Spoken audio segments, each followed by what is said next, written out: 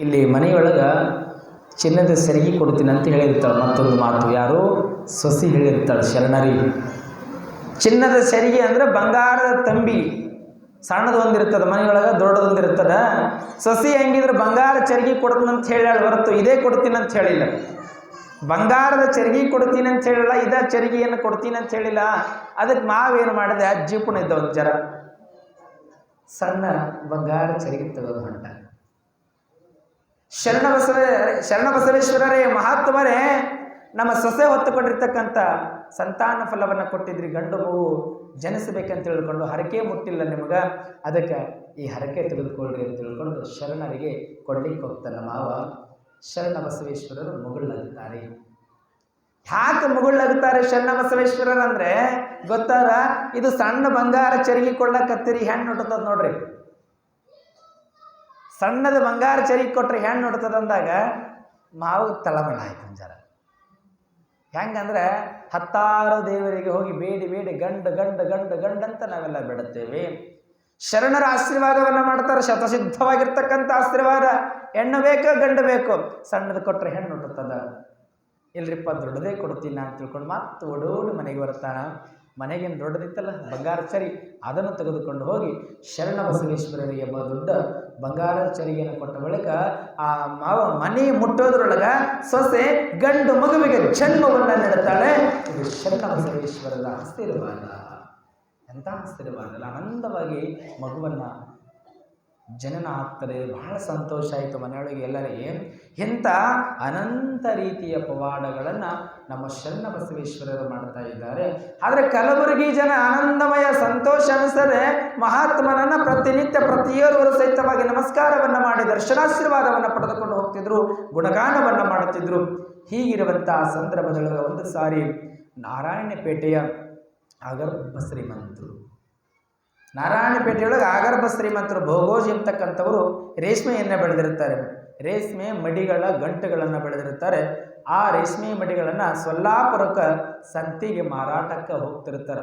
ಅವರ ಮನೆಯೊಳಗಿರ್ತಕ್ಕಂಥ ಕೆಲಸಗಾರರು ಬಂಡಿ ಕಟ್ಟಿಕೊಂಡು ಹೊರಟಿರ್ತಾರೆ. ರೇಷ್ಮೆ ಮಡಿಗಳನ್ನು ಬಂಡಿಯೊಳಗೆ ಕಟ್ಟಿಕೊಂಡು ಹೋಗುವಂಥ ಸಂದರ್ಭದಲ್ಲಿ ಬ್ರಹ್ಮಪುರದ ಹಾದಿಯೊಳಗೆ ಶರಣ ಬಸವೇಶ್ವರರು ಅಲ್ಲೇ ಕುಳಿತುಕೊಂಡಿರ್ತಾರೆ. ಹೋಗುವಂತಹ ಸಂದರ್ಭದೊಳಗೆ ಅದೇನು ಬಂಡಿಯಲ್ಲಿ ಸಾಗಾಣಿಕೆಯನ್ನು ಮಾಡ್ತಾ ಇದ್ದೀರಲ್ಲ ಅಂತ ತಿಳ್ಕೊಂಡು ಶರಣ ಬಸವೇಶ್ವರರು ಕೇಳಿದಾಗ ಆ ಸಂಬಳದ ಆಳುಗಳು ಸುಳ್ಳು ಹೇಳಿಬಿಡ್ತಾರೆ, ಇವು ಕಂಬಳಿಗಳಿದ್ದಾವೆ, ಇವುಗಳು ಕಂಬಳಿಗಳಿದ್ದಾವಂತ ತಿಳ್ಕೊಂಡು ಯಾವಾಗ ಹೇಳಿದರು ಶರಣರು ಸುಮ್ಮನೆ ಆಗ್ತಾರೆ. ಇವರು ಸೊಲ್ಲಾಪುರದ ಸಂತಿಯೊಳಗೆ ಬಂದು ನೋಡಿದರೆ ಕಂಬಳಿಗಳಾಗಿದ್ದಾವೆ. ಯಾವಾಗ ಕಂಬಳಿ ಆಯಿತು, ರೇಷ್ಮೆ ಮಡಿಗಳು ಹೋಗಿ ಯಾವಾಗ ಕಂಬಳಿಗಳಾಯಿತು ಅವಾಗ ದುಃಖ ಮಾಡ್ಲಾಕತ್ತಿದ್ರು. ಭಾಳ ನಾವೆಲ್ಲ ತಪ್ಪು ಮಾಡಿದ್ವಿ ಅಂತ ತಿಳ್ಕೊಂಡು ದುಃಖ ಮಾಡ್ಲಾಕತ್ತಿದ್ವು. ಮರಳಿ ಇಲ್ಲಿ ಆ ನಾರಾಯಣಪೇಟೆಯ ಭೋಗೋಜಿ ಶ್ರೀಮಂತರಿಗೆ ಹೋಗಿ ಹೇಳ್ತಾರೆ, ಯಪ್ಪ ಎಲ್ಲ ರೇಷ್ಮೆಯ ಮಡಿಗಳು ಕಂಬಳಿಗಳಾಗಿದ್ದಾವೆ ಅಂತ ತಿಳ್ಕೊಂಡು ಹೇಳಿದಾಗ ಆಶ್ಚರ್ಯ ಆಗ್ತದೆ. ಬಹಳಷ್ಟು ಹಣವನ್ನು ಹಾಕಿ ರೇಷ್ಮೆಯ ಮಡಿಗಳನ್ನು ದುಡಿದಿದ್ದಾರೆ. ರೇಷ್ಮೆ ಮಡಿಗಳನ್ನು ಯಾವಾಗ ಕಂಬಳಿಗಳಾಗಿದ್ದಾವೆ ಅಂದಾಗ ಭಾಳ ದುಃಖ ಆಗ್ತಾರೆ. ಭೋಗೋಜಿಯ ಶ್ರೀಮಂತನಿಗೆ ದುಃಖ ಆದಾಗ ಎಲ್ಲಿ ತಪ್ಪಾಯ್ತು ಅಂತ ಕೇಳಿದಾಗ ಸಂಬಳದ ಆಳುಗಳು ಶರಣರಿಗೆ ಸುಳ್ಳು ಹೇಳಿದ್ದೀವಿ, ಮಡಿಗಳಿದ್ದದ್ದನ್ನು ಕಂಬಳಿಗಳಂತ ನಾವು ಹೇಳಿದ್ದೀವಿ ಅಂತ ಹೇಳಿದಾಗ ಆ ಭೋಗೋಜಿ ಎನ್ನುವಂಥ ಶ್ರೀಮಂತರು ಓಡೋಡಿ ಇಲ್ಲಿಗೆ ಬ್ರಹ್ಮಪುರಕ್ಕೆ ಬರುತ್ತಾರೆ. ಬ್ರಹ್ಮಪುರಕ್ಕೆ ಬಂದು ಯಪ್ಪ ನಮ್ಮಗಳದು ತಪ್ಪಾಗ್ಯದಪ್ಪ, ನಮ್ಮನ್ನು ಮನ್ನಿಸಿ ಕಾಪಾಡಂತ ತಿಳ್ಕೊಂಡು ಶರಣ ಬಸವೇಶ್ವರರ ಪಾದಕ್ಕೆ ಎರಗಿದ್ರೆ ಮತ್ತು ನಂತರದೊಳಗೆ ಹ್ಯಾಂಗಿದ್ದು ರೇಷ್ಮೆ ಮಡಿಗಳು ಹಾಗೆ ಆಗ್ತಾವೆ, ಮನೆಗೆ ಹೋಗಿ ನಡೆದರೆ ಅಂತ ಶರಣ ಬಸವೇಶ್ವರರು ಅಗಮ್ಯವಾಗಿರ್ತಕ್ಕಂಥ ಪವಾಡಗಳನ್ನು ಮಾಡುತ್ತಾ ಹೊರಟಾರೆ. ಅವಾಗ ಭೋಗೋಜಿಯ ಶ್ರೀಮಂತರಿಗೆ ಬಹಳ ಸಂತೋಷ ಅನ್ನಿಸ್ತಾರೆ. ಇಂತಹ ಅನಂತ ರೀತಿಯ ಪವಾಡಗಳನ್ನು ಮಾಡುತ್ತಾ ನಮ್ಮ ಶರಣ ಬಸವೇಶ್ವರರು ಹುಟ್ಟಿದ್ದಾರೆ. ಹೋಗುವಂಥ ಸಂದರ್ಭದೊಳಗೆ ಶರಣರ ಲೀಲೆ ಅಂತಕ್ಕಂಥದ್ದು ಯಾರಿಗೂ ತಿಳಿಯುವುದಿಲ್ಲ. ಸಂಸಾರದೊಳಗೆ ಗಂಡ ಹೆಂಡರ ಜೀವನವೂ ಸಹಿತವಾಗಿ ಭಾಳ ಚೆಂದಿದ್ರೆ ಭಾಳ ಚಲೋ ಇದೆ. ಮದುವೆ ಆಗ್ಯಾರಂದ ಬಳಿಕ ಒಂದು ಹೆಣ್ಣನ್ನು ಇನ್ನೊಂದು ಹೆಣ್ಣನ್ನು ತಲೆ ಎತ್ತಿ ನೋಡಬಾರದು. ಆದರೆ ಈ ಜಗತ್ತಿನೊಳಗೆ ಅನಂತ ರೀತಿಯಿಂದ ಇವತ್ತೆಲ್ಲ ಕಷ್ಟ ಕೂಟಲೆಗಳ ಮಧ್ಯೆ ನಾವೆಲ್ಲ ಸಿಕ್ಕ ಹಾಕಿಕೊಳ್ಳುವಂಥ ಪ್ರಸಂಗಗಳು ಎಷ್ಟೋ ಇದ್ದಾವೆ. ಒಬ್ಬ ಹೆಣ್ಣ ಮಗಳು ಕಲಬುರಗಿಯೊಳಗೆ ಸಾಧ್ವಿಯರುಗಳು, ಬಹಳಷ್ಟು ರೂಪವತಿ, ಚಲುವಿ, ಆ ತಾಯಿಯ ಅಷ್ಟೊಂದು ರೂಪವಂತ ಹೆಣ್ಣು ಮಗಳಿರ್ತಾಳೆ.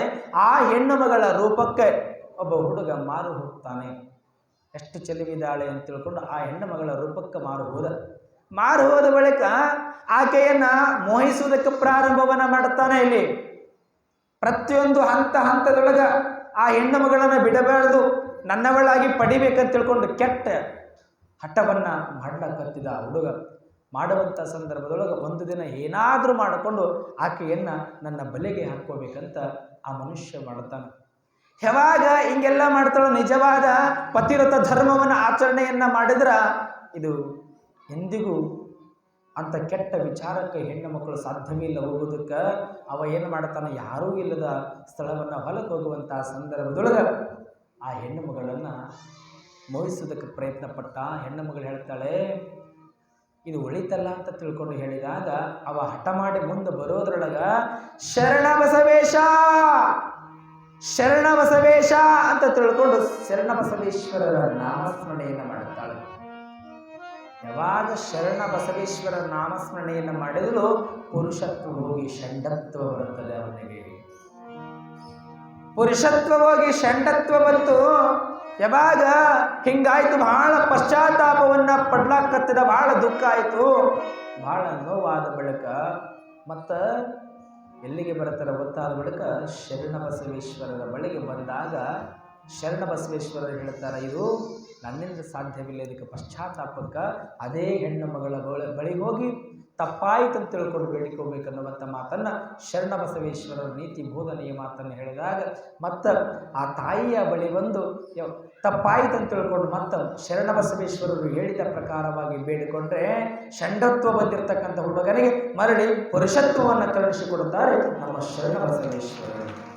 ಯಾಕಂದ್ರೆ ಮದುವೆ ಆಗಿರೋದ್ರ ಬಳಿಕ ಇನ್ನೊಂದು ಮನೆಗೆ ದೋಖವನ್ನು ಮಾಡತಕ್ಕಂಥವ್ರು ನಾವು ಆಗಬಾರದು. ಇನ್ನೊಂದು ಮನೆಗೆ ನಾವೇನಾದ್ರೂ ದೋಖವನ್ನು ಮಾಡಿದೀವಿ ಅಂದ್ರೆ ಮುಂದೊಂದು ದಿನಗಳ ನಮಗೆ ಕರ್ಮಫಲ ಬಿಡೋದಿಲ್ಲ. ಕರ್ಮಫಲ ನಮ್ಮನ್ನು ನಾಶ ಮಾಡ್ತಾರೆ, ನಮ್ಮನ್ನು ದುಃಖಕ್ಕೆ ಈಡು ಮಾಡ್ತಾರೆ. ನಾವು ಒಬ್ಬರು ಮಾಡುವಂಥ ತಪ್ಪಿಗೆ ಮನೆಯೊಳಗೆ ಇಡೀ ಮನೆಗಳೇ ಸುಟ್ಟು ಹೋಗ್ತವೆ, ಮನೆಗಳು ಉಳಿಯುವುದಿಲ್ಲ, ಸರ್ವನಾಶಗಳಾಗಿ ಹೋಗ್ತವೆ. ಅಂಥದ್ರೊಳಗ ಶರಣರ ಇದಕ್ಕೆ ಪಶ್ಚಾತ್ತಾಪ, ಆ ಹೆಣ್ಣು ಮಗಳ ಬಳಿ ಹೋಗ್ಬೇಕು, ಆ ಹೆಣ್ಣು ಮಗಳ ಬಳಿ ಹೋಗಿ ಶರಣಾಗತನಾಗಬೇಕನ್ನುವಂಥ ಬೋಧನೆಯ ಮಾತಿನದಲ್ಲ, ಇದು ಬಹಳಷ್ಟು ದೊಡ್ಡದಾಗಿರ್ತಕ್ಕಂಥ ಮಾತು. ಹೆಂಗೆ ಬದುಕಬೇಕಂತಂದ್ರೆ ಗಂಡ ಹೆಂಡತಿಯರ ಪ್ರೀತಿ ಪರಮಾತ್ಮನಿಗೆ ಮೆಚ್ಚುಗೆಯಾಗಬೇಕು, ಹಂಗೆ ಬದುಕಬೇಕಂತ ತಿರುನೀಲಕಂಠರಂತ ತಾವೆಲ್ಲ ಕೇಳಿರಿ. ಗಂಡಗೆ ಹೆಂಡತಿ ಮೀಸಲು, ಹೆಂಡತಿ ಗಂಡಗೆ ಮೀಸಲಿರಬೇಕಂತ. ಅಂದ್ರೆ ಬಹಳ ಚಂದ ದಾಂಪತ್ಯ ಇರಬೇಕು. ತಿರುನೀಲಕಂಠರಂತಕ್ಕಂಥವರು ಪೊನ್ನಂಬಲನಾಥೇಶ್ವರ ದೇವರ ಪೂಜೆಯನ್ನು ಮಾಡುತ್ತಾರೆ. ಪೊನ್ನಂಬಲನಾಥೇಶ್ವರ ಅಂತಕ್ಕಂಥ ದೇವಸ್ಥಾನದ ಪೂಜೆಯನ್ನು ಮಾಡುತ್ತಾರೆ. ಒಂದು ದಿನ ಏನಾಗಿತ್ತು ಅಂತಂದರೆ, ಪೊನ್ನಂಬಲನಾಥೇಶ್ವರನ ದೇವಸ್ಥಾನ ಪೂಜೆ ಮಾಡಿಕೊಂಡು ಮನೆಗೆ ಬರುವಂಥ ಸಂದರ್ಭದೊಳಗೆ ಒಬ್ಬ ವೇಶ್ಯೆ ಶರಣರನ್ನು ನೋಡಲಾರದೆ ಮನೆಯೊಳಗಿರುವಂಥ ಹೆಂಜಲ ನೀರನ್ನು ಜೋರಾಗಿ ಬೀದಿಗೆ ಹಿಂಗೆ ಚೆಲ್ಲುತ್ತಾವೆ. ಬೀದಿಗೆ ನೀರು ಚೆಲ್ಲಿದಾಗ ಇಲ್ಲಿ ತಿರುನೀಲಕಂಠರಿಗೆ ಹೆಂಜಲ ನೀರು ಸಿಡಿತಾರೆ. ಶಿವನ ಭಕ್ತರು ಎಂಜಲ್ ನೀರು ಯಾವಾಗ ಸಿಡಿತು, ಪೊನ್ನಂಬಲನಾಥೇಶ್ವರ ಅನ್ನುವಂಥ ಧ್ವನಿಯನ್ನ ಜೋರಾಗಿ ಮಾಡುತ್ತಾರೆ. ಆ ವೇಶ್ಯ ಹೆಣ್ಣುಮಗಳಿಗೆ ಕಿವಿ ಬೀಳುತ್ತದೆ, ಯಪ್ಪ ತಪ್ಪಾಯಿತು, ನನ್ನ ಮನ್ನಿಸಿ ಕಾಪಾಡು ಅಂತ ತಿಳ್ಕೊಂಡು ವೇಶ್ಯ ಹೆಣ್ಣು ಮಗಳು ತಿರುನೀಲಕಂಠರ ಪಾದಕ್ಕೆ ಬಂದು ನಮಸ್ಕಾರವನ್ನು ಮಾಡ್ತಾಳೆ. ತಪ್ಪಾಗದೆ ನನ್ನ ಮನ್ನಿಸು, ನನ್ನನ್ನು ಕಾಪಾಡು, ತಪ್ಪಾಗ್ಯದಂತ ಬೇಡಿಕೊಂಡಾಗ ಹಾಗೆ ಮುಂದೆ ಹೋಗುವಾಗಿಲ್ಲ. ನಮ್ಮ ಮನೆಯೊಳಗೆ ಬರಬೇಕು, ನೀವು ನಮ್ಮ ಮನೆಯೊಳಗೆ ಬಂದು ಸ್ನಾನವನ್ನು ಮಾಡಬೇಕು. ಒಬ್ಬ ವೇಶ್ಯೆಯ ಮನೆಯೊಳಗೆ ಹೋದರೆ ಸಮಾಜ ಏನು ಅಂತಾರೆ? ಒಬ್ಬ ವೇಶ್ಯೆಯ ಮನೆಯೊಳಗೆ ಹೋದರೆ ಸಮಾಜ ಏನನ್ನುತ್ತಾರೆ? ಕೆಟ್ಟ ಮಾತುಗಳನ್ನು ಹೇಳ್ತದಲ್ಲ. ಆ ತಾಯಿ ನಮಸ್ಕಾರ ಮಾಡಿ ಹೊಳಗೆ ಕರೆದಾಗ ಸ್ನಾನ ಮಾಡಿಸಿ ರೇಷ್ಮೆಯ ಮಡಿಗಳನ್ನು ಕೊಟ್ಟು ದಕ್ಷಿಣೆಯನ್ನು ಕೊಡ್ತಾಳೆ. ನಮಸ್ಕಾರವನ್ನು ಮಾಡಿದ ಬಳಿಕ ತಿರುನೀಲಕಂಠರು ತಮ್ಮ ಮನೆಗೆ ಬರುತ್ತಾರೆ. ತಮ್ಮ ಮನೆಗೆ ಬಂದ ಬಳಿಕ ಗಂಡ ಹೆಂಡತಿ ಅಂದ ಬಳಿಕ ಮನೆಯೊಳಗೆ ನಗೆ ಚಟಾಕಿ ಅಂತಕ್ಕಂಥದ್ದು ಸರ್ವೇ ಸಾಮಾನ್ಯವಾಗಿ ಎಲ್ಲರ ಮನೆಯೊಳಗಿರ್ತಕ್ಕಂಥದ್ದು ಇದು.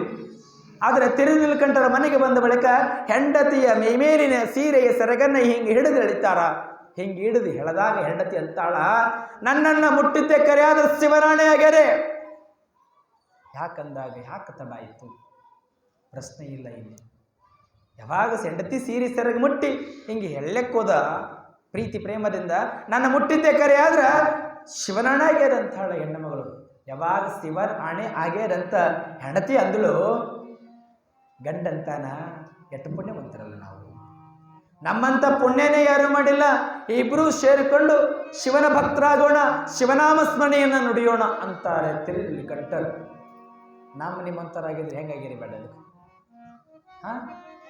ಗಂಡ ಸರಿ ಮಾತಾಡದಿದ್ರೆ ತವ್ರ ಮನೆಗೆ ಕಂಪ್ಲೇಂಟ್ ಭಾಳ ಇರ್ತದೆ. ನಾವು ಗಂಡ ಹೆಂಡತಿ ಜೊತೆ ಸರಿ ಮಾತಾಡಿಲ್ಲ ಅಂದ್ರೆ ನನ್ನ ಗಂಡ ನಾನು ಮಾತಾಡಿಸೋದಿಲ್ಲ ಅಂತಾರೆ. ಅಂತೇವಿಲ್ಲ, ಅವನ ಸರ್ವೇ ಸಾಮಾನ್ಯ. ಹೆಂಡತಿ ಸರಿ ಗಂಡನ ಜೊತೆ ಮಾತಾಡಿಲ್ಲ ಅಂದ್ರೆ ಗಂಡ ಸಹಿತ ಕಂಪ್ಲೇಂಟ್ ಹೇಳ್ತಾನೆ. ಮನೆಯೊಳಗೆ ಹಿರಿಯರಿಗೆ ಹೇಳ್ತಾನೆ, ನನ್ನ ಜೊತೆ ಹೆಂಡತಿ ಮಾತಾಡ್ತಿಲ್ಲ ಅಂತೇಳಿ. ಆಕೆ ತವ್ರ ಮನೆಗೆ ಹೇಳ್ತಾಳೆ, ಇವ್ ಗಂಡ ಮನೆಗೆ ಹೇಳ್ತಾನೆ. ಹಿಂಗೆಲ್ಲ ನಾವು ಲೌಕಿಕರಿದ್ದೀವಿ. ಆದ್ರೆ ಅವ ನಾನು ಮುಟ್ಟಬೇಡ ಅಂದಾಗ ಶಿವನಾಮ ಸ್ಮರಣೆಯನ್ನು ಮಾಡೋಣ, ಶಿವಚಿಂತನವನ್ನ ಮಾಡೋಣ ಅಂತ ತಿಳ್ಕೊಂಡು ಹೇಳ್ತಾನಲ್ಲ. ಇದು ಅಗಾಧವಾಗಿರ್ತಕ್ಕಂಥ ವಿಷಯ. ಈ ಜೀವನ ಎಲ್ಲಿವರೆಗೆ ಕಳೀತಾರ ಅಂತಂದ್ರೆ ಹಿಂಗ ಅವರು ಊಟ ಪ್ರಸಾದ ಏನು ಮಾಡ್ತಿದ್ರಲ್ಲ, ಪ್ರಸಾದ ಪೂರಿತಕ್ಕೆ ಅವರ ಜೀವನ ಸೀಮಿತ ಇತ್ತು.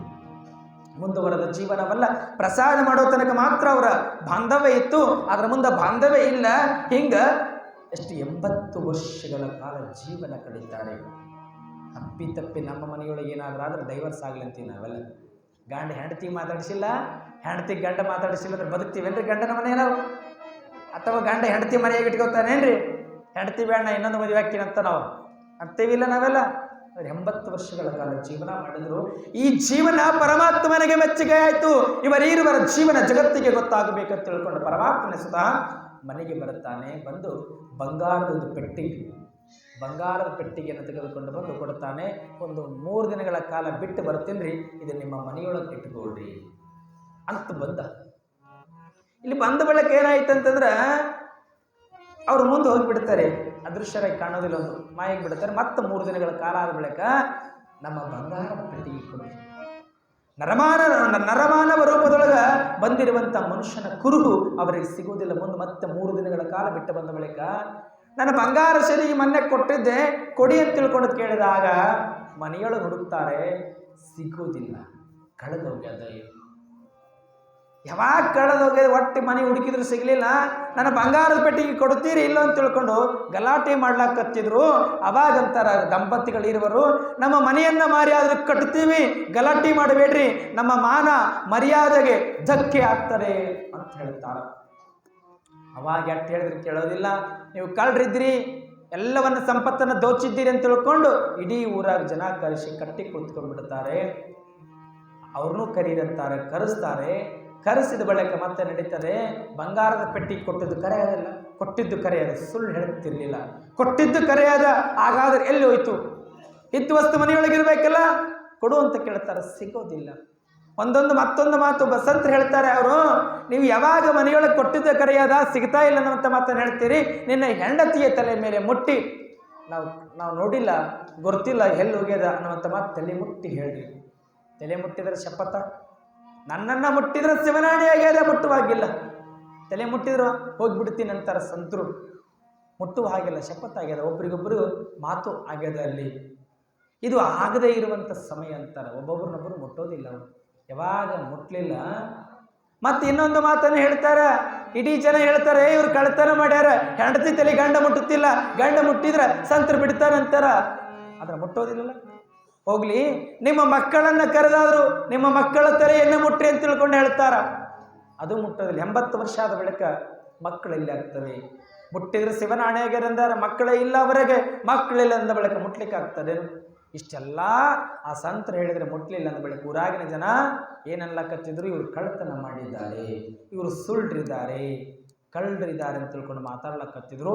ಮತ್ತೆ ಸಂತರು ಕೊನೆ ಮಾತು ಹೇಳ್ತಾರೆ, ನೀವಿಬ್ಬರು ಈ ಒಂದು ಬೆತ್ತವನ್ನು ತೆಗೆದುಕೊಂಡು ನೀರೊಳಗೆ ಮಿಂದೆದ್ದು ಬರಬೇಕಂತ ತಿಳ್ಕೊಂಡು ಸಂತರು ಹೇಳ್ತಾರೆ.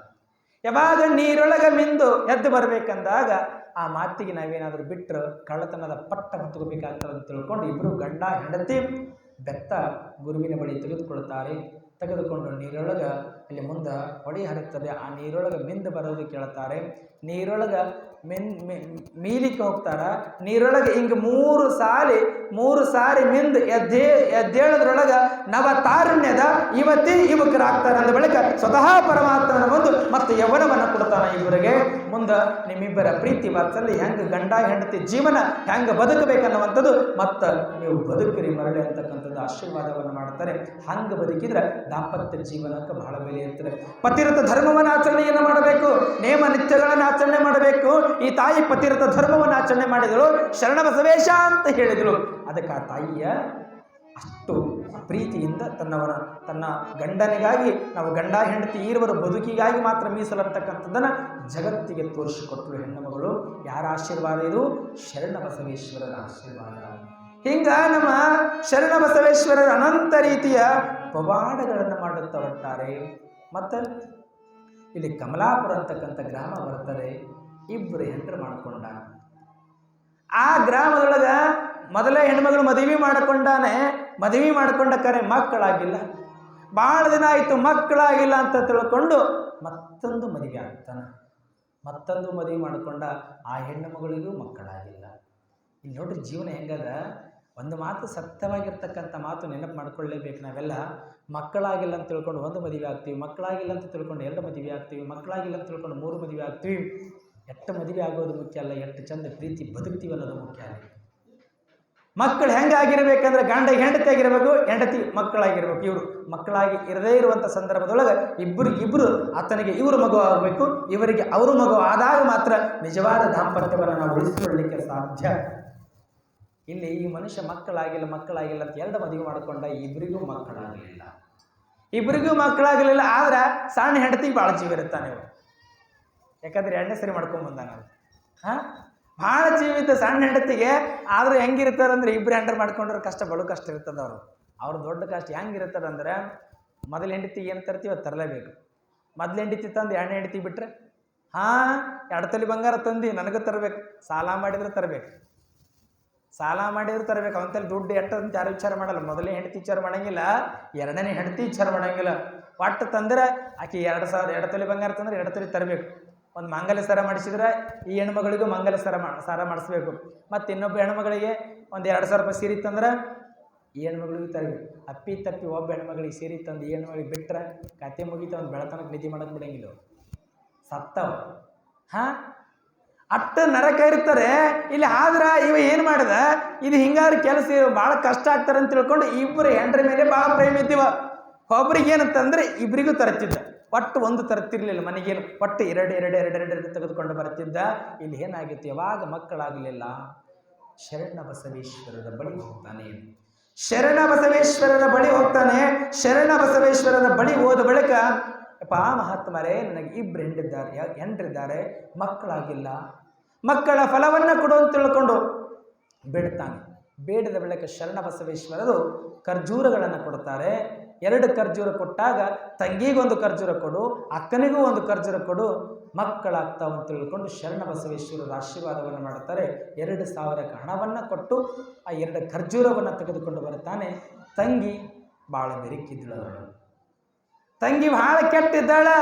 ಆ ತಂಗಿ ಏನು ಮಾಡ್ತಾಳೆ ಅಂದ್ರೆ ಗಂಡ ತಂಗಿ ಕೈಯೊಳಗೆ ಕೊಟ್ಟ, ನೋಡು ನಿನ್ನ ಅಕ್ಕನಿಗೊಂದು ಕೊಡು, ನೀನು ಒಂದು ತಗೋ, ಇಬ್ಬರಿಗೂ ಮಕ್ಕಳಾಗಲಿ ಒಳ್ಳೆಯದಾಗಲಿ ಅಂತ ತಿಳ್ಕೊಂಡು ಆ ಮನುಷ್ಯ ಕೊಟ್ಟಾಗ ತಂಗಿ ಏನು ಮಾಡ್ತಾಳೆ ಅಂದರೆ 2 ತನ್ನ ಸ್ವೀಕಾರವನ್ನು ಮಾಡ್ತಾಳೆ. 2 ತಾನೇ ಸ್ವೀಕಾರ ಮಾಡಿ ಅಕ್ಕಗೆ ಏನು ಮಾಡ್ತಾಳೆ ಗೊತ್ತದನ್ರಿ, ಕಿರಣ್ ಅಂಗಡಿಗೆ ಹೋಗ್ತಾಳೆ. ಕೆಟ್ಟದ ನೋಡ್ರಿ, ವೈಷಮ್ಯ ಎಟ್ಟದ ನೋಡ್ರಿ. ಒಂದು ಹೆಣ್ಣೇ ಶತ್ರು ಆಯ್ತು ಅಂದ್ರೆ ಆ ಹೆಣ್ಣು ಬದುಕುವುದು ಹೇಗೆ? ಆ ಹೆಣ್ಣಿನಲ್ಲಿ ಸಹಿತವಾಗಿ ಮನಸ್ಸದ ಒಳ್ಳೆಯ ಗುಣಗಳಿದ್ದಾವೆ. ಆ ಹೆಣ್ಣಿಗೂ ಸಹಿತವಾಗಿ ಮಕ್ಕಳು ಬೇಕನ್ನುವಂಥ ಹಂಬಲ ಇದೆ. ಒಂದು ಹೆಣ್ಣಿನ ಹಂಬಲತ್ವವನ್ನು ಇನ್ನೊಂದು ಹೆಣ್ಣು ಸಹಿತವಾಗಿ ತಿಳಿದುಕೊಳ್ಳಬೇಕಲ್ಲ. ಆ ಹೆಣ್ಣು ತಿಳಿದುಕೊಳ್ಳಲಾರದೆ ಅಂಗಡಿಯೊಳಗೆ ತೆಗೆದುಕೊಂಡು ಬಂದು ಖರ್ಜೂರ ಕೊಡ್ತಾಳ. ತಾನೇನು ಶರಣರು ಕೊಟ್ಟಿರ್ತಕ್ಕಂಥ ಖರ್ಜೂರಗಳನ್ನು ಗಂಡನಿಂದ ಪಡೆದುಕೊಂಡು ಸ್ವೀಕಾರವನ್ನು ಮಾಡ್ತಾಳೆ. ಸ್ವೀಕಾರ ಮಾಡಿದ ಬಳಿಕ ಸ್ವಲ್ಪೇ ದಿನದೊಳಗೆ ಈ ತಂಗಿ ಗರ್ಭವತಿ ಆಗ್ತಾಳ. ಅಕ್ಕ ಗರ್ಭವತಿ ಆಗೋದಿಲ್ಲ. ಯಾವಾಗ ತಂಗಿ ಗರ್ಭವತಿ ಆದಳು, ಅಕ್ಕ ಗರ್ಭವತಿ ಆಗಲಿಲ್ಲ, ಊರಾಗ ಜನ ಬಿಡ್ತದನ್ರಿ. ಇದು ಸಾಮಾನ್ಯ ಅದನ್ ಜನ ಭಾಳ ಕೆಟ್ಟದ ಜನ ಬದುಕಲಿಕ್ಕೆ ಬಿಡೋದಿಲ್ಲ. ಮನೆಯೊಳಗೆ ಅಲ್ಲೇ ಶಿವಾಯನಮ್ ಆಗ್ಬೇಕ್ರಿ. ಅವ್ರು ಅಷ್ಟು ಸಂಕಟ ತಂದು ಇಡ್ತಾರೆ ಜನಗಳು. ಹೊರಗಿನ ಜನ ಮನೆಯೊಳವ್ರು ಯಾರೂ ತರೋದಿಲ್ಲ. ಹೊರಗಿನವರು ಬಾಜು ಮನೆಯವ್ರು ಏನಿರ್ತಾರಲ್ಲಿ ಇವರು ತಮ್ಮ ಮನೆಯೊಳಗೆ 20 ವರ್ಷಕ್ಕೆ ಮಕ್ಕಳಾದ್ರೂ ಚಿಂತಿಲ್ಲ. ಪಕ್ಕದ ಮನೆಯವ್ರಿಗೆ ಏನಾದರೂ ಮಕ್ಕಳು ಬೇಕಾಗಿಲ್ಲ ಅಂದ್ರೆ ಅಷ್ಟು ಆಡ್ಕೊಳ್ಳೋದಿವ್ರು.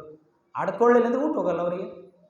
ಆದ್ರೆ ಒಂದೊಂದು ಊರೊಳಗೆ ಹಂಗಿರ್ತಾರೆ. ನಮ್ಮ ಮೈಲೇಶ್ವರ ಗ್ರಾಮದೊಳಗೆ ಎಲ್ಲ ಜನಗಳ ಮೇಲೆ ಪ್ರೀತಿ ಪ್ರೇಮ ವಿಶ್ವಾಸವುಳ್ಳ ಊರು ಯಾವುದಾದ್ರೂ ಇದ್ರೆ ಇದು ಮೈಲೇಶ್ವರ ಗ್ರಾಮ ಅಂತಕ್ಕಂಥದ್ದು ಇದೆ. ಹಿಂಗಿತ್ತಲ್ಲ, ಈ ಹೆಣ್ಮಗಿ ಅಕ್ಕಗೆ ಗರ್ಭ ನಿಲ್ಲಲ್ಲ ಜನ ಅಂತೂ ಅಕ್ಕಗಿನ ಮಕ್ಕಳಾಗಲ್ಲ ಮುಗಿತ್ತು. ಅಕ್ಕ ಬಂಜಿ ತಂಗಿ ಶಿವನ ಶರಣರ ಆಶೀರ್ವಾದದಿಂದ ಗರ್ಭವತಿ ಆದಲಂತ ತಿಳ್ಕೊಂಡು ಇಡೀ ಊರು ಗುಣಗಾನವನ್ನು ಮಾಡ್ಲಕ್ಕತ್ತು. ಇಲ್ಲಿ ಏನಾಯಿತು ಅಂದ್ರೆ ಈ ಹೆಣ್ಣು ಮಗಳು 2 ತಿಂಗಳ 3 ತಿಂಗಳ 5 6 ತಿಂಗಳ 7 ತಿಂಗಳ 8 ತಿಂಗಳ 9 ತಿಂಗಳ ಕಳಿಲಾಕತ್ತು. 10 ತಿಂಗಳಕ್ಕೆ ಬಿಡುವಂಥ ಪ್ರಸಂಗ. ಯಾವಾಗ ಹಡಿಯೋದು ಲೇಟ್ ಆಯ್ತು ಮತ್ತು ಮರಳಿ ಶರಣ ಬಸವೇಶ್ವರರ ಬಳಿ ಹೋಗ್ತಾರೆ. ಹೋದ ಬಳಿಕಪ್ಪ ನನ್ನ ಸಣ್ಣ ತಂಗಿ ಸಣ್ಣ ಹೆಂಡತಿ ಗರ್ಭವತಿ ಆಗಿದ್ದಾಳೆ, ದಿನಗಳು ಕಳೆದಾವೆ, ಮಕ್ಕಳನ್ನು ಹೆತ್ತಿಲ್ಲ, ಇನ್ನು ಯಾಕೋ ತಡ ಆಗ್ಯದ ಅಂತ ತಿಳ್ಕೊಂಡು ಶರಣ ಬಸವೇಶ್ವರರನ್ನ ಕೇಳಿದಾಗ ಶರಣರು ಹೇಳ್ತಾರೆ, ತಂಗಿ ಮೋಸ ಮಾಡಾಳ ಅಕ್ಕನಿಗೆ. ತಂಗಿ ಅಕ್ಕನಿಗೆ ಮೋಸ ಮಾಡಿದ್ದಾಳೆ, ಒಳ್ಳೆಯದು ಮಾಡಿಲ್ಲ. ತಂಗಿಯ ಗರ್ಭದೊಳಗೆ 2 ಮಕ್ಕಳಿದ್ದಾವೆ. ತಂಗಿಯ ಗರ್ಭದೊಳಗೆ 2 ಗಂಡು ಮಕ್ಕಳಿದ್ದಾವೆ. ಅಕ್ಕನಿಗೆ ಒಂದು ಮಗು ಕೊಟ್ಟರೆ ಮಾತ್ರ ಆ ಗರ್ಭಕ್ಕೆ ಆ ಮಗು ಹೇರ್ತಾಳಲ್ಲ, ಆ ಮಕ್ಕಳಿಗೆ ಏನಾಗೋದಿಲ್ಲ. ಅಕ್ಕನಿಗೆ ಮಕ್ಕಳು ಕೊಡಲಿಲ್ಲ ಅಂದ್ರೆ ಭಾಳ ಕಷ್ಟ ಅದ ಅನ್ನುವಂಥ ಮಾತು ಶರಣರು ಹೇಳ್ತಾರೆ. ಅವಾಗ ಮನೆಗೆ ಬಂದು ಕೇಳ್ತಾನೆ ಸಣ್ಣ ಹೆಂಡತಿ. ಸಣ್ಣ ಹೆಂಡತಿ ಮೇಲೆ ಭಾಳ ಪ್ರೇಮ ಇದ್ದಾರೆ. ಲಕ್ಕು ಬಂಗಾರ ಏನಿದೆ ಅಂತ ಕೇಳಿದೆ. ಮನೆಗೆ ಬಂದು ಬಂಗಾರ ನನ್ನ ಚಿನ್ನ ಅಂತ ಕೇಳಿದೆ. ಹೆಂಗೆ ಕೇಳಿದೆ ಅಂದ, ಉತ್ತುತ್ತಿ ಎಲ್ಲಿಂದ ಬಂತು ಹೇಳಿ, ಖರೆ ಹೇಳಿ, ಅಕ್ಕಗೆ ನಾ ಮೋಸ ಮಾಡೀನಿ ಅಂತ ಒಪ್ಕೊಂತಾಳೆ. ಒಪ್ಕೊಂಡಾಗ ಶರಣ ಬಸವೇಶ್ವರರ ಮಹಾತ್ಮರು ಹೇಳ್ಯಾರೆ, ಅಕ್ಕನಿಗೆ ಒಂದು ಮಗು ಕೊಟ್ರೆ ನಿನಗೂ ಒಂದು ಮಗು ಉಳಿತಾರ, ಆ ಅಕ್ಕನಿಗೂ ಒಂದು ಮಗು ಉಳಿತಾರೆ. ಹೆಂಗ ಅನ್ನುವಂಥ ಮಾತನ್ನು ಹೇಳಿದಾಗ ನಾ ತಪ್ಪು ಮಾಡಿದೆ, ಇನ್ನು ಅಕ್ಕನಿಗೆ ಒಂದು ಮಗು ಕೊಡ್ತೀನಿ ಅಂತ ತಿಳ್ಕೊಂಡು ಯಾವಾಗ ಒಪ್ಕೊಳ್ತಾಳೆ.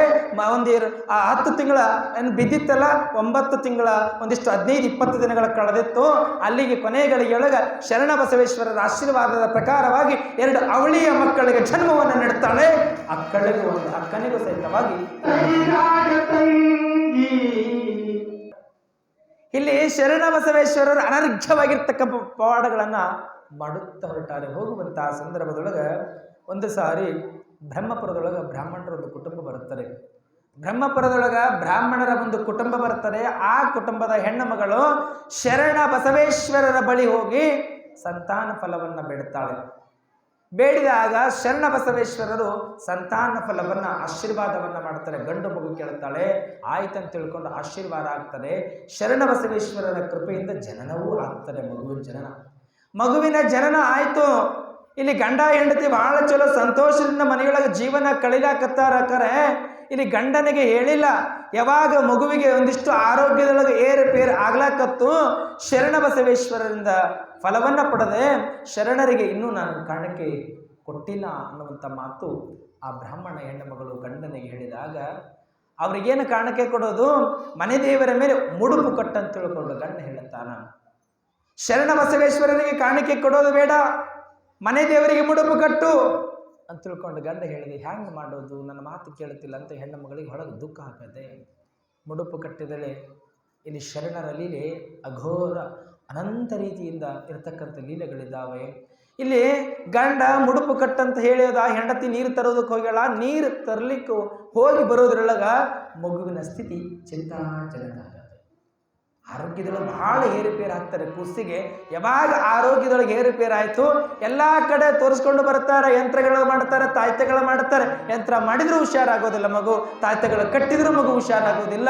ಯಾವಾಗ ಹುಷಾರಾಗಲಿಲ್ಲ, ತಮ್ಮ ಮನೆ ದೇವರು ಅವರ ಸ್ವಪ್ನದೊಳಗೆ ಬಂದು ಹೇಳ್ತಾನೆ. ಮನೆಯ ದೇವರು ಸ್ವಪ್ನದೊಳಗೆ ಏನಂತ ಬಂದು ಹೇಳ್ತಾನೆ ಅಂತಂದರೆ, ನೀವು ಶರಣರಿಗೆ ಮುಡುಪು ಕಟ್ಟೀರಿ, ಶರಣರಿಗೆ ಮುಡುಪು ಮುಟ್ಟಿಸಿ ಬಂದರೆ ಮಾತ್ರ ಈ ಮಗುವಿನ ಆರೋಗ್ಯ ಗುಣಮುಖ ಆಗ್ತದೆ ಅಂತ ತಿಳ್ಕೊಂಡು ಮನೆ ದೇವರ ಸ್ವಪ್ನ ಆಯಿತು. ಯಾವಾಗ ಮನೆ ದೇವರ ಸ್ವಪ್ನ ಆಯಿತು, ಗಂಡ ಹೆಂಡತಿ ಕೊಡುಕೊಂಡು ಓಡೋಡಿ ಹೋಗ್ತಾರೆ ಶರಣ ಬಸವೇಶ್ವರರ ಬಳಿ. ಓಡೋಡಿ ಹೋಗ್ಯಪ್ಪ, ಶರಣ ಬಸವೇಶ್ವರರೇ ನಿಮಗೆ ಮುಡುಪು ಕೊಡ್ತೀನಿ ಅಂತ ಹೇಳಿರುವಂಥ ಮಾತು ತಪ್ಪಾಗ್ಯದ, ಮುಟ್ಟಿಸಿಲ್ಲ ಅಂತ ತಿಳ್ಕೊಂಡು ಮತ್ತೆ ₹1,000 ಶರಣ ಬಸವೇಶ್ವರರಿಗೆ ಕಾಣಿಕೆಯನ್ನು ಸಲ್ಲಿಸಿ ಬಂದರೆ ಮಗುವಿನ ವೃದ್ಧಿ, ಆರೋಗ್ಯ ವೃದ್ಧಿ ಚೇತರಿಕೆ ಆಗ್ತಾರೆ ಮತ್ತು ಆರೋಗ್ಯವಂತ ಮಗುವಾಗಿ ಬದುಕ್ತಾರೆ. ಅದರ ಬಳಿಕ ನಮ್ಮ ಶರಣ ಬಸವೇಶ್ವರರ ಆಶೀರ್ವಾದ ಎಂಥದ್ದಿರಬೇಕು. ಶರಣರು ಒಂದೇ ಎರಡೇ ಅನಂತ ರೀತಿಯಿಂದ ಸಂತಾನ ಫಲಗಳನ್ನು ಕೊಡುತ್ತಾ ಹೊರಟಾರೆ.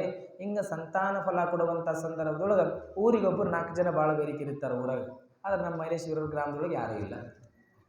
ಅದೇ ನಾನು ಯಾಕೆ ಹೇಳ್ತೇನೆಂದ್ರೆ ಒಳ್ಳೆಯ ಗುಣಾದಿಗಳಿದ್ದಾವೆ, ಒಳ್ಳೆ ಪ್ರೇಮತ್ವದ ವಿಷಯಗಳಿದ್ದಾವೆ. ಅತ್ತ ಪ್ರೀತಿ, ಅಕ್ಕರೆ, ಮಮತೆ, ಕಾರುಣ್ಯ ಅಂತಕ್ಕಂಥದ್ದು ತುಂಬಿರುವಂಥ ಸಂದರ್ಭದಲ್ಲಿ ಯಾವುದೇ ರೀತಿಯ ಕೆಟ್ಟ ವಿಚಾರಗಳು ನಮ್ಮೊಳಗೆ ಹುದುಗಿರುವುದಿಲ್ಲ. ಅದಕ್ಕೆ ನಮ್ಮ ಮೈಲೇಶ್ವರ ಗ್ರಾಮವೇ ಕಾರಣ ಅಂತಕ್ಕಂಥ ಮಾತು. ಇಲ್ಲಿ ಊರೊಳಗೆ 4 ಜನ ಕುಹಕಿಗಳು ಹೆಂಗಿರ್ತಾರಲ್ಲ ಹಂಗ ಇಲ್ಲಿ ಕುಹಕಿಗಳು ಹುಡುಗರು, ವಯಸ್ಸಿನ ಹುಡುಗರು ಭಾಳ ಕೆಟ್ಟಿದ್ದ ವಯಸ್ಸಿನ ಹುಡುಗರು. ಆ ಹುಡುಗರು ಏನು ಮಾಡ್ತಾರೆ, ಶರಣ ಬಸವೇಶ್ವರರು ಯಾರಿಗೆ ಕೇಳಿದ್ರೆ ಮಕ್ಕಳು ಕೊಡ್ತಾರೆ. ಯಾರು ಮಕ್ಕಳಿಲ್ಲ ಅಂತ ಬೇಡ್ತಾರ, ಬೇಡಿದವರಿಗೆ ಶರಣ ಬಸವೇಶ್ವರರು ಸಂತಾನ ಫಲವನ್ನು ಕೊಡ್ತಾರ. ಹ್ಯಾಂಗ ಕೊಡ್ತಾರ? ಪರೀಕ್ಷೆ ಮಾಡಬೇಕಲ್ಲ. ಸಂತ ಮಹಾತ್ಮರನ್ನ ಎಂದು ಪರೀಕ್ಷೆ ಮಾಡಬಾರದ್ರಿ. ಶರಣರ ಲೀಲೆಗಳು ಅಗಾಧವಾಗಿರ್ತಕ್ಕಂಥ ಲೀಲೆಗಳಿದ್ದಾವೆ.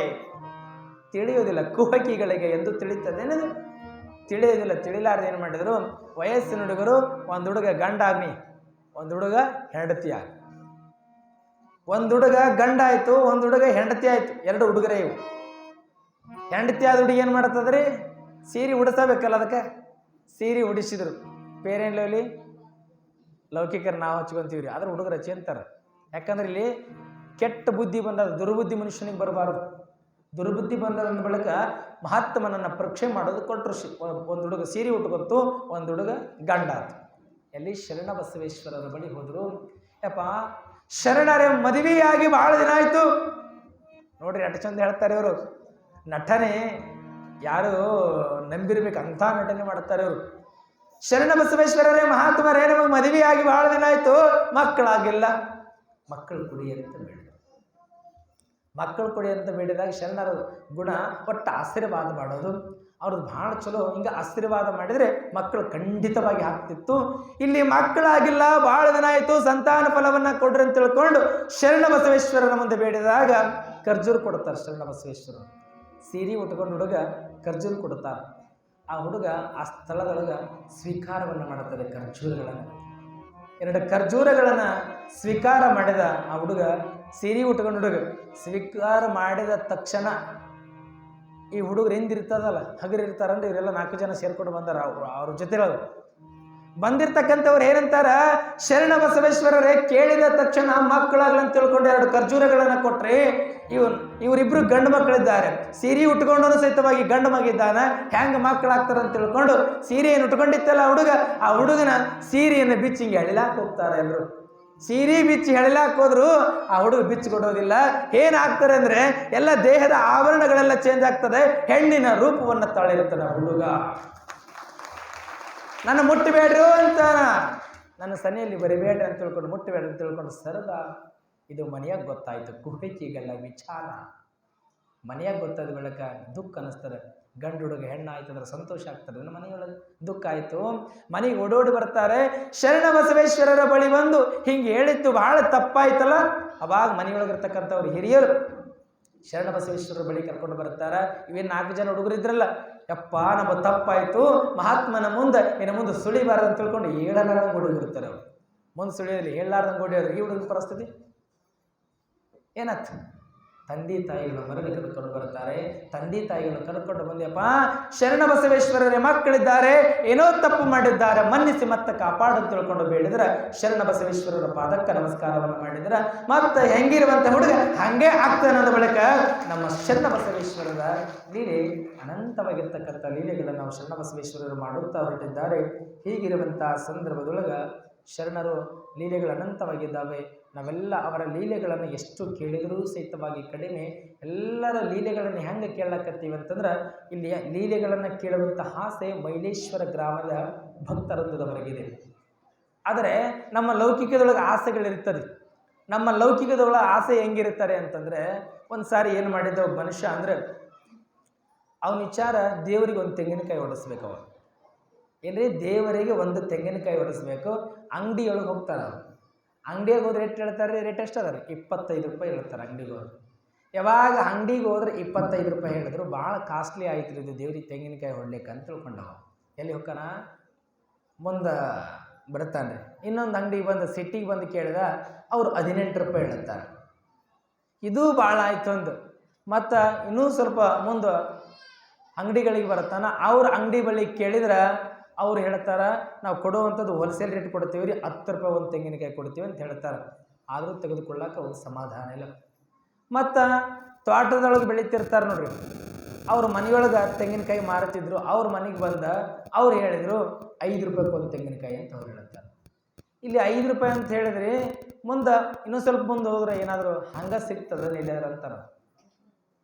ದೇವ್ರಿಗೆ ತೆಂಗಿನಕಾಯಿ ಹೊಡಿಸ್ಬೇಕಲ್ಲ, 25 ರೂಪಾಯಿಂದ 5 ರೂಪಾಯಿಗೆ ಬಂದಾನ, ತೆಗೆದುಕೊಂಡು ದೇವರಿಗೆ ತೆಂಗಿನಕಾಯಿ ಹೊಡಿಸ್ಬೋದು, ಉಳಿಸ್ಬೇಕನ್ನುವಂಥ ಆಸೆ ಅವನ ಬಳಿ ಉಳಿದದು. ಭಾಳ ಉಳಿಸ್ಬೇಕನ್ನೋದು ಉಳಿಯೋದಿಲ್ಲ. ಅದು ನಿರರ್ಗಳವಾಗಿ ಒಂದಿಷ್ಟು ಏನಾದರೂ ದಾನ ಧರ್ಮವನ್ನು ಮಾಡ್ಬೇಕನ್ನೋದು ಭಾಳ ಉಳಿತಾರೆ. ಇವ ಇಟ್ಟು ಕೇಳಿದ್ರೆ ಸಿಗಲಿಲ್ಲ, ಎಲ್ಲಿ ಫ್ರೀ ಸಿಗ್ತದೆ ಹೇಳಂದಾಗ ನಮ್ಮ ಹೊಲದೊಳಗೆ ಕಾಲೇಜ್ ದಂಡಿ ಮುಂದೆ ಗಿಡ ಹಾಕ್ಯದ, ದೊಡ್ಡ ಗಿಡ ಅದ, ಕಾಲೇಜಲ್ಲಿ ನೀರು ಹರಿತದ, ಅದನ್ನ ಮೇಲೆ ಏರಿ ಹಚ್ಚಿದ್ರೆ ಇಳಿಸ್ಕೊಂಡ್ರೆ ನನಗೆ ಫ್ರೀ ಸಿಗ್ತದೆ ನೋಡು ಅಂತ ಹೇಳ್ತಾರೆ. ಗಿಡ ಏರಿ ಹೇಳಿದ್ರೆ ಫ್ರೀ ಐತಿ. ಅವಾಗ ಯಾವಾಗ ಫ್ರೀ ಸಿಗ್ತಾರೆ ಅನ್ನಲ್ಲ, ದೊಡ್ಡ ಗಿಡ ಇತ್ತು ರೀ, ಹೊಲಕ್ಕೆ ಬಂದಾಗ ಕಾಲೇಜ್ ಬಳಿ ಇತ್ತು, ಕಾಲೇಜ್ ಅಂತೇಳಿ ಆ ಗಿಡ ಏರಿದ. ಅವ್ನು ಎಷ್ಟೋ ಒಂದು ಚಲೋ ಗಿಡದೊಳಗೆ ಒಂದು 20 ತೆಂಗಿನಕಾಯಿ ಇದ್ದು ಗಿಡ ಏರಿದ. ಗಿಡ ಏರಿ ತೆಂಗಿನಕಾಯಿ ಅರಿಯುವಂಥ ಸಂದರ್ಭದೊಳಗೆ ಕೆಳಗಿರುತ್ತದಲ್ಲ, ಒಂದು ಇನ್ನೊಂದು ಕೊಲ್ಲಿ ಹೋಗಿರ್ತದಲ್ಲ, ತೆಂಗಿನಕಾಯಿ ಮೊದಲೇ ಗಿಡ ಗಟ್ಟಿ ಇರೋದಿಲ್ಲ, ಜರಿದು ಬೀಳ್ತದ್ರ. ಅದು ಯಾವಾಗ ಕಾಲು ಜರಿತಲ್ಲ ನಡ ಇದರೊಳಗೆ ಸಿಗೆ ಬಿದ್ದು ಬಿಡ್ತಾರೆ. ಕೊಲೆ ಹಿಡ್ಕೊಂಡು ನಿಂತಾರೆ. ಯಾವಾಗ ಸಿಗಿ ಬಿದ್ದನಲ್ಲ ಕತಿ ಏನಾಗಿರ್ಬೇಕು ಪರಿಸ್ಥಿತಿ ಒಂದು. ಅವ ಏನು ಹೇಳಿದ, ಅವಾಗ ದಾರಿಯಲ್ಲಿ ಒಬ್ಬರು ಹೊಂಟಿದ್ರು. ದಾರಿಯಲ್ಲಿ ಹೋಗುವಂಥ ಸಂದರ್ಭದಲ್ಲಿ ಕರೆದು ಹೇಳ್ತಾನೆ ಅವ, ನೋಡ್ರಿ ನನ್ನ ಯಾರು ಈ ಕಾಲೇಜೊಳಗೆ ಬೀಳಾರ್ದಂಗೆ ಹೊರಗೆ ಎಳ್ಕೊತೀರಿ, ಅವ್ರಿಗೆ 50 ರೂಪಾಯಿ ಕೊಡ್ತೀರಿ ಅಂತ. 25 ರೂಪಾಯಿ ಕೊಟ್ಟು ಹೋಗಿದ್ರು ಮುಗಿದೋಗಿತ್ತು, 18 ರೂಪಾಯಿ ಕೊಟ್ಟಿದ್ರು ಮುಗಿದೋಗಿತ್ತು, 10 ರೂಪಾಯಿ ಕೊಟ್ಟಿದ್ರು ಮುಗಿದೋಗಿತ್ತು, 5 ರೂಪಾಯಿ ಕೊಟ್ಟಿದ್ರು ಮುಗಿದೋಗಿತ್ತು. ಪ್ರಾಣ ಹೋಗೋ ಸಮಯ ಬಂತಲ್ಲ, 50 ರೂಪಾಯಿ ಬಂದವ. 50 ರೂಪಾಯಿ ಕೊಡ್ತೀನಿ ರೀ, ನಾನು ಹೆಂಗಾರ ಮಾಡಿ ಈ ಕಡೆ ಎಳ್ಕೋರಿ, ನನ್ನ ಕಾಲೇಜಾಗ ಬೆಳಿತೀನಿ ಅಂದ. ಅವ 50 ರೂಪಾಯಿ ಅನ್ನೋಣ ಒಂದಿಷ್ಟು ಹಗ್ಗ ಕಟ್ಕೊಂಡು ಏನೋ ಮಾಡಿ ಪ್ರಯತ್ನ ಪಟ್ಟು ಎಳಿಲಿಕ್ಕೆ ಹೋದ. ಅವನ ಹಗ್ಗ ಏನೈತೆ ಇಲ್ಲಿ ಕಟ್ಟಿದ್ನಲ್ಲ ಅವ್ರಿಗೆ, ಅದು ಜರಿದು ಅವನ ಕಾಲು ಹಿಡ್ಕೊಂಡು ಎಳೆಗಿದ್ದ. ಅವನ ಕಾಲು ಹಿಡ್ಕೊಂಡು ಬಿದ್ದನಲ್ಲ, ಮತ್ತು ಇಲ್ಲೊಂದು ಇನ್ನೊಬ್ಬ ಹೊಂಟಿದ್ದ, ಮುಂದೆ ಹೊಂಟಿದ್ದ. ಮತ್ತು ಇಬ್ಬರು ಬೀಳಕ್ಕತ್ತಿದ್ರಲ್ಲ, ಅವಾಗ ಏನು ಮಾಡಿದ್ರೆ ಇಬ್ಬರು ಮಾತಾಡ್ಕೊಂಡ್ರಿ. ಕೆಳಗೆ ಅಂತಾನೆ, ಮೇಲೆ ಗಟ್ಟಿ ಹಿಡ್ಕೊನಿ, ಗಟ್ಟಿ ಹಿಡ್ಕೊಳಕ್ಕೆ ನಾನು ಸತ್ತೋಕ್ಕಿನಂದ. ಅವನ ಪರಿಸ್ಥಿತಿ ಏನು, ಕೆಳಗಿನ ಪರಿಸ್ಥಿತಿ ಏನು. ಮ್ಯಾಗಿನ ಮತ್ತೆ ಮುಂದೆ ಬಂದಿದ್ದಲ್ಲ, ಅವಾಗಂತಾನ 60 ರೂಪಾಯಿ ಕೊಡ್ತೀನಿ, ಹೆಂಗಾರ ಮಾಡಿ ನಮ್ಮನ್ನು ಕಾಪಾಡ ಅಂದಾಗ ಕೆಳಗಿನ ನಾವು ಹೇಳಿರ್ತಾನೆ, ಎಷ್ಟು ಕೊಡ್ತಾನೆ ಅಂದಾನ, ಮ್ಯಾಲೆ ಗಟ್ಟಿ ಹಿಡ್ಕೋ 400 ರೂಪಾಯಿ ಕೊಡ್ತೀನಿ, ಮ್ಯಾಲೆ ಗಟ್ಟಿ ಹಿಡ್ಕೋ 400 ಕೊಡ್ತೀನಿ. ಮತ್ತು 100 ಕೊಟ್ಟ ಬೆಳಗ್ಗೆ ಒಂದು 60 ಹೋದ್ರೆ ಇನ್ನೂ 40 ಉಳಿತಲ್ಲ. 40 ರೂಪಾಯಿ ಉಳಿತಿಂದ ಖುಷಿ ಆಗ್ತಾವ. 40 ರೂಪಾಯಿ ಉಳಿತು, ಒಟ್ಟು ಕೈ ಬಿಡಬೇಡ, ಗಟ್ಟಿ ಹಿಡ್ಕೊನಿ, ನಿನ್ನ ಕಾಲು ಹಿಡ್ಕೊಣ. ಇನ್ನೊಬ್ಬ ಬಂದೆವು, ಇವ ಬಂದು ಏನು ಮಾಡಿದೆ, ಕಾಪಾಡ್ಲಿಕ್ಕೆ ಹೋದ್ನಲ್ಲ, ಇವನು ಸಹಿತ ಹಿಡ್ಕೊಳ್ಳಕ್ಕೆ ಹೋಗ್ತಾನ, ಕಾಲು ಜರಿದು ರಡಿಯೊಳಗೆ ಇವನು ಬಿದ್ದು ಅವ್ನು ಕಾಲು ಹಿಡ್ಕೊಂಡ್ಬಿಡ್ತಾನ. 3 ಹಿಡ್ಕೊಂಡ್ರಿ. ಕೆಳಗಿನವಂತಾನ ಒಬ್ಬವಾಗ 200 ಕೊಡತ್ತಂತಾನ, ಮ್ಯಾಲೆ ಕೈ ಬಿಡ್ಬಣ್ಣಿ. ಇನ್ನೊಬ್ಬನ ಮೇಲೆ 300 ಕೊಡತ್ತಂತಾನ, ಕೈ ಬಿಡ್ಬಣ್ಣಿ. ಅವು ಮ್ಯಾಲೆ ಒಳಗೆ ಎಷ್ಟು ರೊಕ್ಕತ್ರಿ ಇಲ್ಲಿ 300, 5 ಬಂತ್ರಿ. ಬಡು ಖುಷಿ ಆಗಿಬಿಡ್ತಾವ. 500 ಬಂದಾಗ ಖುಷಿ ಆಯಿತು. ಒಬ್ಬ ಕುದುರೆ ತೊಗೊಂಡು ಹೊಂಟಿದ್ದ. ಕುದುರೆ ತೊಗೊಂಡು ಹೊಂಟಿದ್ದ. ಅವ ಏನು ಮಾಡಿದ, ಕೂಗಿ ಕರೀತಾರ ಅವ್ನು ಹೆಂಗಾರ ಮಾಡಿ. ಕುದುರೆ ಇತ್ತಲ್ಲ, ಕುದುರೆ ಮನುಷ್ಯನ ಕೂಗಿ ಕರೆದ್ರು, ನಮ್ಮ ಹೆಂಗಾರ ಮಾಡಿ 3 ಜನನ ಈ ಕಡೆ ನೀರಿಂದ ಜೀವನದಿಂದ ಪಾರು ಮಾಡಪ್ಪ, ಇಲ್ಲಿ ಜೀವ ಹೋಗ್ತದೆ ನಮ್ಮದು ಅಂತ ತಿಳ್ಕೊಂಡು ಕರೀತಾರೆ. ಅವ ಬಂದ, ನನಗೇಟು ಕೊಡ್ತೀರಿ ರೊಕ್ಕ, ನನಗೇಟು ರೊಕ್ಕ ಕೊಡ್ತೀರಿ ಅನ್ನೋದ್ರೊಳಗೆ ಕೆಣಗಿನವ ಒಂದು 300 ರೂಪಾಯಿ ಕೊಡ್ತಂತಾನ, ಇನ್ನೂ ಮಧ್ಯೆ ಇರ್ತಕ್ಕಂಥ 400 ಕೊಡ್ತಂತಾನ. ಇಲ್ಲಿ ಮ್ಯಾನೇವನ್ ಎಷ್ಟು ಅಂತಾನ, ನಾನೊಂದು 200 ಕೊಡ್ತಂತಾನ. ಎಷ್ಟಾತ್ರಿ ಇದು? 4, 2, 6, 6, 3, 700 ಆಯ್ತಲ್ಲ. 700 ಆದ ಬಳಿಕ ಇವ ಹೆಂಗ ಮಾಡಿ ಕುದುರೆ ಕಟ್ಟಿ ಕೆಳಗೆ ಇನ್ನೇನು ಹಿಡ್ಕೋಬೇಕನ್ನೋದ್ರಾಗ ಇಲ್ಲಿ ಕುದುರೆಗೆ ಏನೋ ಒಂದು ಮುಂದೆ ಲಾರಿ ಬರ್ತದೆ ರೀ. ಲಾರಿ ಬರೋಣ ಕುದುರೆ ಬೆದರಿ ಹೊಡೆಯೋಗ್ಬಿಡುತ್ತಾರೆ. ಹೋಗ್ತಿಲ್ಲ 4 ಜನ ಇಳೆ ಶಿವಾಯ ನಮ್ಮ ಕಾಲೇಜೊಳಗೆ ಒಬ್ರಿಗೊಬ್ರು ಇವ್ರು ಹಿಡ್ಕೊಂಡು ನಿಂತರು. ಹಿಡ್ಕೊಂಡು ನಿಂದ್ರಣೆ ಅಂತಾರವ, ಕೆಳಗಿನ ಮೇಲೆಯವ್ರಿಗೆ ಹೇಳ್ತಾರೆ ಕಂಪ್ಲೀಟ್, ಹೆಂಗಾರ ಮಾಡಿ ಗಟ್ಟಿ ಹಿಡ್ದು ಅಂತೇಳಿ. ಒಬ್ಬ ಕೆಳಗೆ ಲಾಸ್ಟ್ ಇರೋ ಏನಂತಾನ 1000 ರೂಪಾಯಿ ಕೊಡುತ್ತಂತಾನ, ಪೂರ್ತಿ ಕೆಳಗಿರೋ 1000 ರೂಪಾಯಿ ಪೂರ್ತಿ ಕೆಳಗಿರೋ ಕೊಡುತ್ತಂತಾನ. ಇನ್ನೂ ಮೇಲಿರೋ ನಾನು 1200 ರೂಪಾಯಿ ಕೊಡ್ತೀನಿ ಅಂತಾನ. ಇನ್ನೂ ಮೇಲಿರೋ ಮತ್ತೊಂದು 1000 ಕೊಡ್ತೀನಿ ಅಂತಾನ. ಟೋಟಲ್ ಎಷ್ಟಾದ್ರು 3300 ರೂಪಾಯಿ ಆಯ್ತು. 3300 ರೂಪಾಯಿ ಯಾವಾಗ ಆಯ್ತು? 3300 ರೂಪಾಯಿ ಕೊಡ್ತೀರಾ? ಹಾಂ ಅಂತ ಕೈ ಬಿಟ್ಟು ಕೈ. ಹಂಗೆ ಇವ ರೊಕ್ಕಕ್ಕಾಗಿ ತೆಂಗಿನಕಾಯಿನ ಹರಿದುಕೊಂಡು ಭಗವಂತನಿಗೆ ತೆಂಗಿನಕಾಯಿಯನ್ನು ಹೊಡೆಯುವುದಕ್ಕಾಗಿ ಹೊರಟ ಮೈಲೇಶ್ವರ ಗ್ರಾಮದ ಭಕ್ತರು ಹೆಂಗಿದ್ದಾರೆ ಅಂದ್ರೆ, ಶರಣ ಬಸವೇಶ್ವರರ ಮಹತ್ವನ ಪುರಾಣವನ್ನು ಕೇಳಿ ನಮ್ಮ ಜನ್ಮವನ್ನು ಸಾರ್ಥಕ ಪಡಿಸಿಕೊಳ್ಳೋಣ ಅನ್ನುವಂಥ ಅಭಿಲಾಷೆ ಆಸೆ ಉಳ್ಳವರು ನಮ್ಮ ಮೈಲೇಶ್ವರ ಗ್ರಾಮದ ಭಕ್ತರಿದ್ದಾರೆ ಅಂತಕ್ಕಂಥ ಮಾತು. ಮಾತು. ಹಿಂಗ ಶರಣಬಸವೇಶ್ವರರಿಗೆ ಆಸೆಗಳೇ ಇಲ್ಲ. ಸಮಾಜದ ಉದ್ಧಾರವನ್ನ ಮಾಡೋಣ, ಸಮಾಜದೊಳಗೆ ಅನಂತ ರೀತಿಯ ಪವಾಡಗಳನ್ನು ಮಾಡುತ್ತಾ ನಮ್ಮ ಶರಣಬಸವೇಶ್ವರರು ಕಾರ್ಯವನ್ನು ಪಡೀತಾರೆ. ಹೀಗಿರುವಂತಹ ಸಂದರ್ಭದೊಳಗೆ ಅನಂತ ರೀತಿಯ ಪವಾಡಗಳನ್ನು ಶರಣಬಸವೇಶ್ವರರು ಮಾಡುತ್ತಾ ಹೊರಟಿದ್ದಾರೆ. ನಾಳೆ ದಿನ ಮುಂದಿನ ವಿಚಾರಗಳನ್ನು ನಾವೆಲ್ಲ ನೋಡೋಣ. ಅದಕ್ಕಿಂತ ಪೂರ್ವಿತವಾಗಿ